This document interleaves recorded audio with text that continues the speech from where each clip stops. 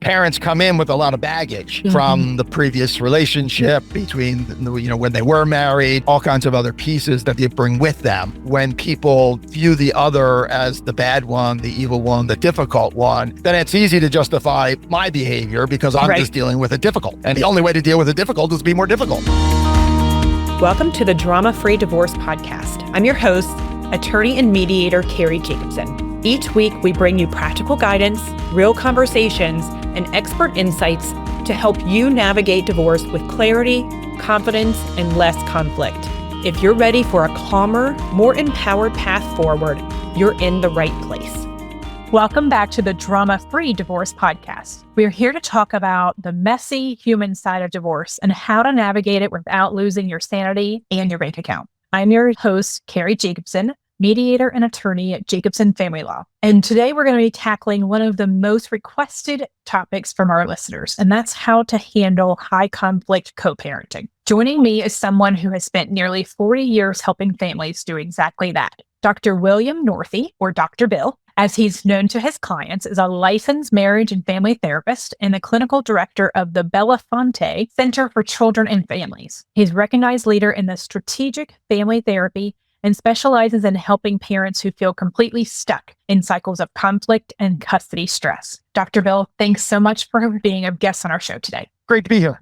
So I know that you work with, these high conflict parents who, like you said, just kind of get stuck in trying to navigate these custody issues. What are some of the things that you run into on a regular basis? Oh, a little bit of everything, I think. So we have folks that are trying to prove who's right. We have folks that are trying to defend themselves from having to go to court or looking bad in court. We're having values differences about what's best for the kid, whether it's going to family gatherings or being independent or doing this activity or another activity. So I find that people can find a lot of things to have conflict over when we're dealing with these particular types of clients. Yeah. Are there any specific tips that you give parents when maybe they personally are not the high conflict parent? Are there any tips that you give them when they are communicating with a high conflict parent? Well, I always like to say it takes two to tango. So it's really hard to have conflict without another person. Now, that conflict might not be overt and might not be escalating the situation or yelling and screaming or sending nasty grams, but there's definitely a play back and forth because if one person doesn't respond at all, it's hard to be in conflict when you don't have a partner. So I think what I see happening most is that people tend to justify their behavior because they believe that what they're doing is in the child's best interest. And they may believe that, but it doesn't necessarily make it true. And usually the other parent has the same belief. So, I go into these things thinking that both parents want to be good parents, that they want what is best for their kids. But for whatever reason, whether it's they had a nasty separation or divorce or, in the custody process or the family court process, things got a little haywire. They have these difficult situations where they just don't know how to sort of get out of their own way. What tips do you give them or recommendations do you give them to lower the conflict between them?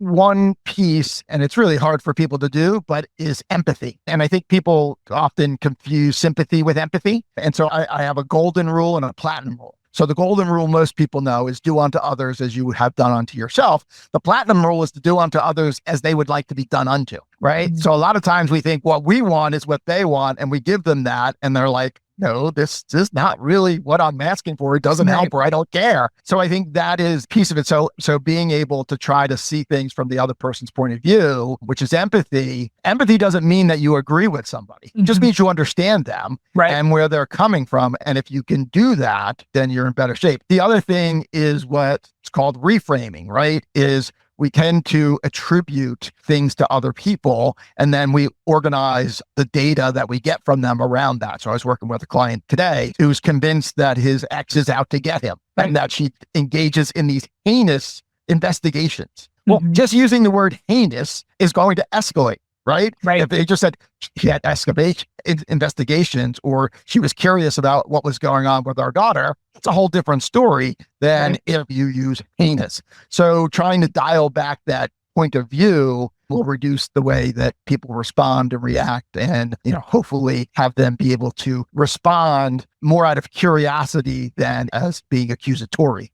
Absolutely. Making sure that they reframe it for themselves before they respond or react. Yes, which is hard to do. Yeah. I'll give you that. And so it's hard to do on your own to be able to take that step back, because parents come in with a lot of baggage from the previous relationship between, when they were married, all kinds of other pieces that they bring with them. And so trying to make that shift, I think the other thing is that when people view the other as the bad one, the evil one, the difficult one, then it's easy to justify my behavior because I'm just dealing with it difficult. And it's the only way to deal with it difficult is to be more difficult. Right. But I'm the right difficult. Right. We all know that divorce doesn't always have to be, but can be hard on kids. What is some specific long-term impact that high conflict parenting can have on a child's development? And what are we seeing when these kids kind of grow up? Well, you can see all kinds of stuff. I think the data's pretty clear that, positive side, only about 5% of divorced families are this high conflict mode. So we have that going for us. On the other side, those that are involved in it and feeling the push-pull of the conflict, dealing with loyalty issues, trying to navigate the emotions of parents, does take its toll on kids, both, emotionally and physiologically as well. A lot of times the kids get put in the middle, right? And they're being asked to make decisions that they should not have to make, nor do they have the capacity, in my mind, to make a lot of those decisions. And ironically, when I do co-parent counseling or parenting coordination, I don't see the kids intentionally, right? Because I'm trying to help the parents figure out how to help the kids. Right. And so having a kid come in is just putting them in the middle for them to say, oh, I want to spend more time with them or more time with dad. It doesn't matter to a large degree what the kid wants, right? Because they're kids, and as parents and adults, we have to make decisions for them that, hopefully we have experience and capacity to decide how things are going to be in their best interest in the long term. But kids that don't have that capacity yet, and that's why we don't let them make legal decisions until they're 18 years old. And I think a lot of times putting that on the parents to say, you guys are the ones that are responsible for making these decisions. And so if you can't, then that's when you got to get lawyers and judges involved. But it doesn't matter what your kid wants. And I'll say to them, if you stayed married and your 14-year-old daughter came home and said, hey, I really like Susie's family much better than yours, so I'm going to go move in with Susie because I think it's better for me. How many parents are going to go for that? Right. None. Yeah. And so what's the difference of allowing a kid to make a decision at any age about where they're going to live? That's the parent's responsibility. So I'm a firm believer in the parents creating the structure that's necessary. And I think when there's high conflict, that's where the problems arise, right? Because the kids don't have predictability. They don't have stability. They're trying to figure out what's needed for them, what's going on with them. And they don't really have the capacity yet, emotionally and intellectually, to really take all that stuff in.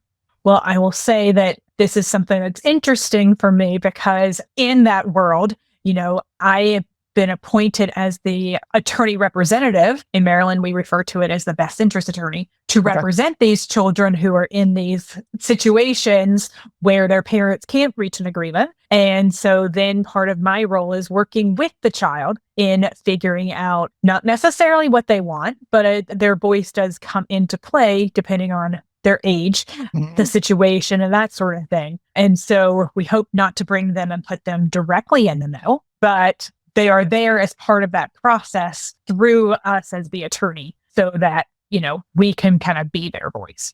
Yeah, they're called guardian ad litem's up here in Delaware, right? Again, I do believe that a child should be heard, right? And that is one factor. And, I see in court order, consideration of what the child wants is a factor that courts will consider, but it's one of many. And you're right, the age makes a difference. And, sometimes I do reunification therapy. I like to call it relationship reconciliation therapy. It's much nicer. But a lot of times there have been issues, whether it's with substance use disorders or mental health issues or estrangement or other things that have created that distance between the parent and the child. And having somebody like a guardian ad litem to be able to sort of talk with the kid and get their take on it outside of, all the other stuff that's going on. I think that can be, I don't think that's putting the kid in the middle. I think that is make sure that perspective is brought in to be considered when the parents are disagreeing on what's going on.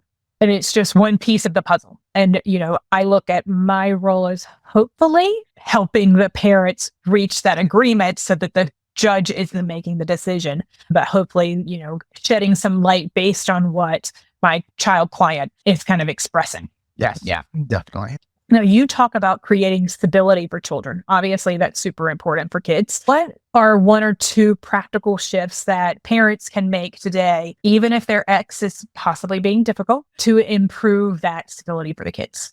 Well, I think, and you can talk about co-parenting, right? One end of the spectrum is parallel parenting, where theoretically one parent does one thing and the other parent does the other, and never the twain shall meet. That's not really feasible or possible, but that's one end of the spectrum. And then the other is the, cooperative co-parenting. And I think kids can adapt well to different environments as long as there's consistency in those environments, right? So as long as a parent, you're being clear on what the boundaries are, what the limits are, what's happening, and modeling, healthy ways of engaging with difficult things, that goes a long way, right? Right. But if you're, falling apart after every exchange and crying on the way home or fuming because, the other parent forgot the sneakers that they need for the next day, your kids are going to realize that, even if you try to keep it in, right? That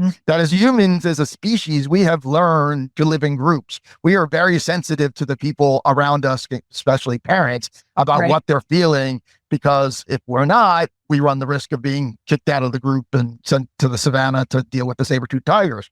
And we haven't evolved much past that. So I think being able to be aware that you're modeling effective ways of coping and dealing with a difficult situation. And it is a difficult situation. Right. And you're going to make mistakes. We all make mistakes. And there are going to be times when you have to go back to your kids and say, I didn't really handle that well. I could have done better.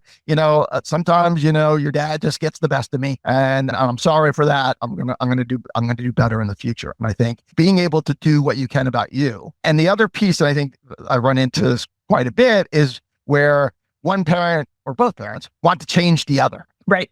So I have 3 rules of change. First rule of change is nobody really wants to change. The second rule of change is I much prefer somebody else to change. And the third rule is I'm only going to change if I see the benefit in it for me. So I try to help people see the benefit and recognize that no matter what you do, the paradox of change is the only way you can get somebody else to change is if you change.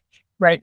So if you disengage from a process that's been going on where you've been stuck in this battle about who's right and who has the kid's best interest. And, if you're stuck in that battle, getting out of it and saying, I'm done. I'm not going to be involved with that. We'll either have the court decide or, I'm going to do what I do and you can do what you do and we'll go from there. Learning to disengage is a process. For sure. A process and a powerful tool, right? Indifference. Right. And I think, and I'm sure you as a family law attorney see this quite a bit, in that parents believe the courts are going to care about a lot more stuff than they ever will care about, right? Absolutely. And so it's like, what's the judge going to think? That you were late picking the kid up? Nothing. That you yelled at your ex? That your ex is a bad, evil person because they don't want to support volleyball? The judge is really going to care because there's only certain things that the judge is going to consider. And I think, thankfully most people don't have to deal with family court. Right. But you have sort of this, Hollywood or TV version of what court's like. And it's not.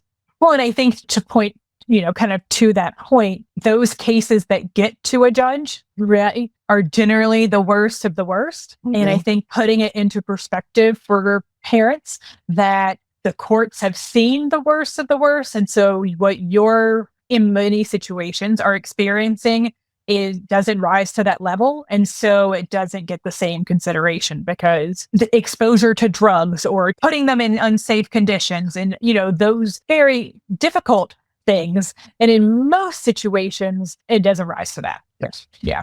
We just did a podcast with an attorney that does some international divorce work. And so I believe that you also consult internationally on some of these dynamics related to high conflict personality traits. Is this a set of behaviors that people can actually unlearn with the right training? Behaviors are complex, right? And so the idea of certain people having a propensity to be more reactive to others, is definitely a psychobiological experience. And when people, and then the impact of trauma and other types of experiences all come together, I believe everybody can change. I don't necessarily believe everybody wants to change, right? Or knows how to. And I think that's what happens a lot of times in these situations. And part of the issue is how individual therapy plays into this stuff, right? Because while individual therapy can be helpful for you to work on your stuff, it's generally not helpful to help with the conflictual co-parenting unless the therapist has enough experience to know that he or she should focus on what their client is doing, not what the co-parent is doing. And I think that's hard sometimes, right? Because a lot of individual therapists are, tell me how you feel about that. What's going on? And that's an awful thing for your ex to do. That's, horrible. And sort of empathize with them and not really ask them about their piece in that interaction pattern. And that's where I think a lot of times that the work that I do is focused very much on how are you contributing to maintaining this pattern? Right. Because again, it takes two to tango. And, a lot of times if we understand the problem, we'll be fine. And I blame Freud for that belief, but we've all tried to change stuff, eat more healthy, exercise, right? We know we should, right? We know the reasons why we don't, and yet we don't change. Right. And I think insight is neither a necessary or sufficient condition for change. People could change without knowing why. Right. Just stop doing it or start doing something different. You don't have to know why to do it. And, that's where fake it till you make it comes in, right? Is that if you behave a certain way, you will feel a certain way, you will start thinking a certain way. And those pieces are intertwined. So I think it's hard to look inward and to say, what am I doing to create this situation? Right? Because we want to punctuate it the other way. That person was mean to me and therefore I responded, rather than what did I do to evoke that particular behavior in the other? Right. And that's hard for all of us to do. I'm me included. Just because I can help other people do this doesn't mean I do it myself. Because we've all been in those situations where, we believe we are right and we're the ones that have been wounded or misused, and we want to make it right again. So I think that's definitely a part of the equation. Yeah. How do people find your services and, work with someone who is doing the type of work that you do? Yeah, unfortunately, there's not a lot of us, and I'm licensed in Delaware and Maryland now, but there aren't a lot of folks that have experience in that. And I think one piece is I do believe people that are systemically trained, so marriage and family therapists, sometimes social workers are, generally individual, mental health counselors may not be trained in their programs, but may get additional training. So looking for somebody who actually has experience doing this work is the first step. And I am biased. I'm a marriage and family therapist. I got my master's degree at the University of Maryland and then went to Kansas for my PhD. But even then, just because you're licensed marriage and family therapist doesn't necessarily mean you want to or do work in this particular population. So that's a piece that you have to watch out for. And a lot of people are somewhat reluctant to get involved. They don't want to go to court. They don't want to deal with the conflict that they know is going to be part and parcel of this process. There are some other, groups out there that the Support Network is trying to get information out for people. And I know there's Facebook groups and those kinds of things. I'm not sure how helpful they are. You may feel better about yourself, but it doesn't necessarily mean it's going to be helpful. So, trying to find somebody that is experienced in working with conflictual co-parents, I think is pretty important. How do couples decide? I mean, I can see where their high conflict may not necessarily believe they have a problem. Are people generally court ordered to see you? Is that typically how they end up using services like yours? Yes, I would say a good number are court ordered or stipulate to doing co-parent counseling. I do get some folks that are, recognize that their communication is a problem and they want to try to improve that. I think that's a good step. People think their communication is bad, but generally it's actually quite good. They just don't like each other and they're making that very clear in their communication. So they don't like the communication they're getting, but it is being clear about that. By definition, right, they're not likely to agree on anything. And so the idea of having a third party try to help navigate this process sometimes can be difficult. I do find that some people get to a point of exhaustion, right, where they're just tired of the whole difficulty thing. They don't know how to get out of it, right? They're stuck in that cycle, but they recognize that they don't want to be in it any longer. And that sometimes will motivate them to seek out my services. Yeah. And I can see how, as an attorney, I would recommend someone working with, an expert like yourself, because so many times the issues that these people are dealing with are not legal issues, right? They have the court order, they have a basic outline for how they're supposed to deal with time sharing and decision making, etc. And really there are differences of opinion on how to parent and communicate. And so I definitely have recommended clients in the past when I was in litigation to seek out services like yours, because they're not going to get kind of what we alluded to before. They're not going to get a good resolution out of court. You already have the court order. They're not going to resolve the communication skills until they really work on the communication skills. And so instead of spending tens of thousands of dollars on attorney's fees and the court process that's probably going to end up back exactly where you are anyway, using those funds to work on the communication is going to ultimately help, everyone involved so much more. Yes. Yeah, I would agree. I mean, I tell my clients, I'm generally cheaper than one attorney. I'm definitely cheaper than two. And again, they don't know what they don't know. They have this belief that, it's about fairness. It's about, them doing the right thing. And judges don't really consider that in that. And they're not going to consider, even if you get a 2-day trial, it's still not enough information for them to make a sound decision with two conflicting reports. I think I try to let my clients know that a lot of times it's about the underlying values that we hold, right? And these are things that we grew up with, things that we don't even necessarily think about overtly, but what is fair, what is right, what's in the best thing, all those things, what are you going to put more value on? Is, spending time with family or spending time in sports and activities. And, you get families that have these traditions that we're all into swimming and we spend, 5-6 days a week going to swimming. And one day the other parent says, I don't want to run all around the whole place doing this every day. So now it's like, how could you possibly, ruin their potential professional career in swimming when the kid's 5 years old? And you're like, okay, we could have that conversation about how things could be. But just because it's always been that way, or you believe that's best, that doesn't make it so. And so can we sort of tease apart some of these things? So in family therapy, we talk about content and process, right? So content is what is said. Process is how it's said and what are the messages that are being sent via the content.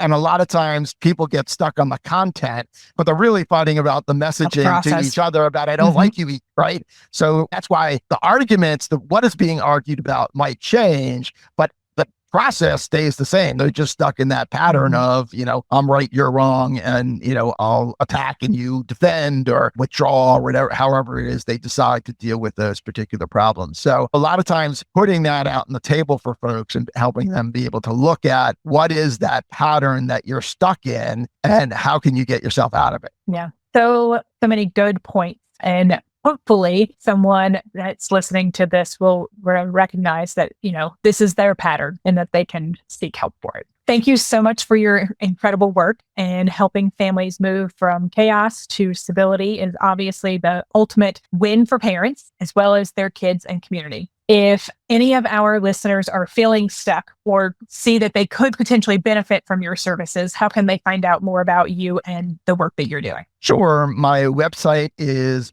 Bellefonte, BELLEFONTECCF.com. So it's a Bellefonte Center for Children and Families, which is the easiest way to get a hold of me. I'm on LinkedIn. Bellefonte Center for Children and Families is in LinkedIn and Facebook and most of the socials. So that's probably the easiest way to get to me. Perfect. And for our listeners, if you enjoyed this episode, please subscribe and leave us a review. It helps us get these drama-free strategies to people who need them the most. And if you're looking for a divorce attorney or mediator located in Maryland, feel free to reach out to our website, which is jacobsonfamilylaw.com. I'm Cary Jacobson, and this is the Drama Free Divorce Podcast. Until next time.